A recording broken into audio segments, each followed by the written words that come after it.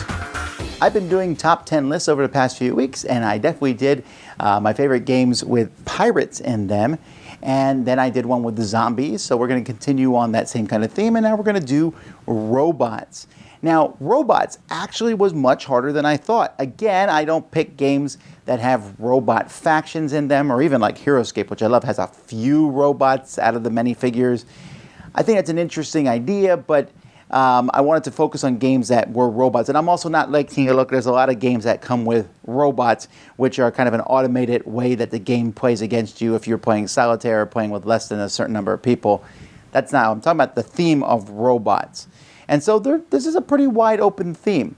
I should mention I also did not take a look at mechs, because I don't consider mechs robots. They are giant machines run by people. So I'm going to disclude them. And probably there's some game where someone's going to go, this was actually a robot and blah, blah, blah. Okay, well, I've missed those. Here are my 10 favorite robot games. Number 10 is Robots on the Line.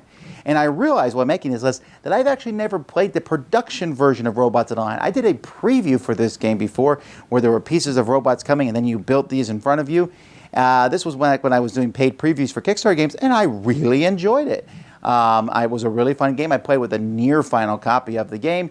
And so I'll have to hunt this one down sometime to play the actual production version. But the gameplay was interesting as different parts were moving down a conveyor belt, and it just kind of gave you the creativity to make your robot look in different ways, and you were trying to get different parts in the robot to score points at the end of the game. Robotory is, the robot theme is thin in this one. All right, it's basically an abstract game. In fact, they rethemed it later without robots, but there's different robots on the board, and you're putting pieces down, trying to get the different robots. It's a very thinky little abstract game. Check out my review of this one. This one just made the list based that there's robots in the game, but it's still a pretty neat game. Number 8 is The Awful Green Things from Outer Space. And you say, wait a minute, that's not a robot game. That is a bunch of crew members fighting the aliens. But one of the crew members is a robot. You say, one robot? Yes. But the reason it's on the list is because that robot is pretty important. Okay, that robot can stand up to the aliens better than any of the crew members. The crew members are like squishy compared to that robot. That's a really big deal to me. And so my number 8 is Awful Green Things from Outer Space. Number 7 is Robot Turtles. Now, Robot Turtles, if you look on Board Game Geek, I've given this one a 10, right? Because this game really means a lot to me. This is a game that teaches programming to kids.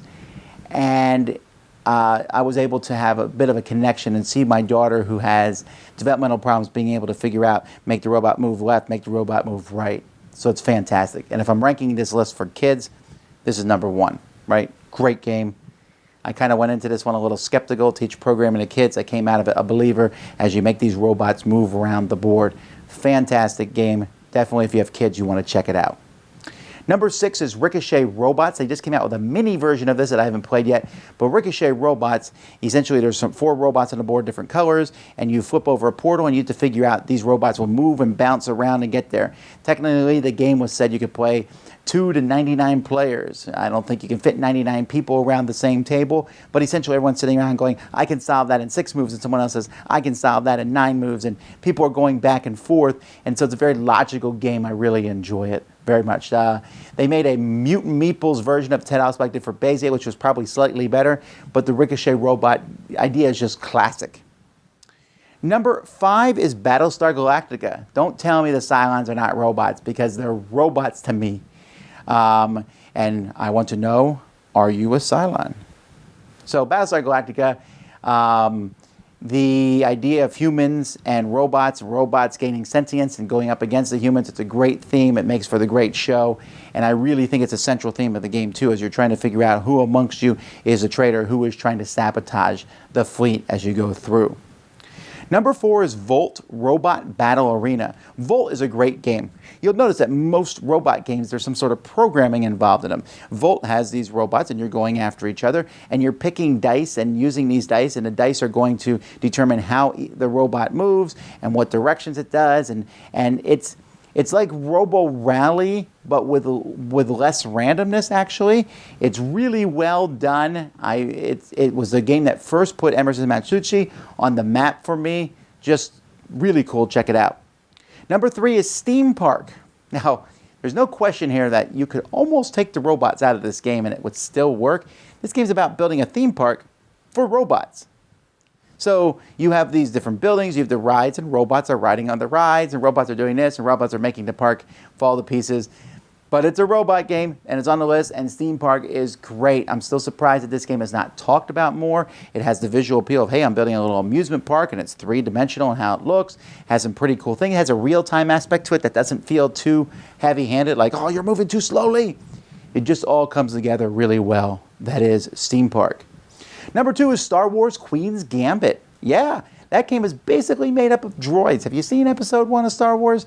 There's a lot of droids in that game, and they're robots as far as I can tell. And this game has a ton of them. They're all over the map, and Anakin's flying and trying to outmaneuver some of them, and Qui-Gon and Obi-Wan are trying to beat Darth Maul, and then get into the palace and fight robots. But you know robots are important in this game, because if Anakin can destroy the control center, every robot on the board is disengaged and only Darth Maul remains.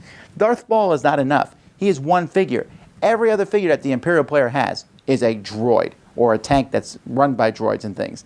So it's a really great game. Whatever you may think of episode 1, this three-dimensional, wonderful game, plastic miniatures, is just super great. It's hard to find these days, but if you ever see a copy somewhere, play it. And then my favorite game, which I've already mentioned in the robot category, is Robo Rally. I really enjoy Robo Rally. Yes, Volt Battle Arena has less luck, but Robo Rally just has this more classic feel. As you're programming these robots, they're moving around. You can play with a lot of players. There's a lot of chaos. I just reviewed last week the new version of Robo Rally. I didn't give it as high of a rating as the original one, but the original one still holds near and dear to my heart. It's a perfect mix of logic and chaos. I don't know how else to explain it other than that, but it's a really neat game. It's been around for almost 25 years at this point in time, and I still love playing it. It's my favorite robot game. I am sure, I was just looking at the shelf here, like, did I miss some robot games? I'm sure I've missed some. This was a hard category for me to come up with top 10. Tell me what your favorite robot games are in the comments. Tell me why my choices are crazy.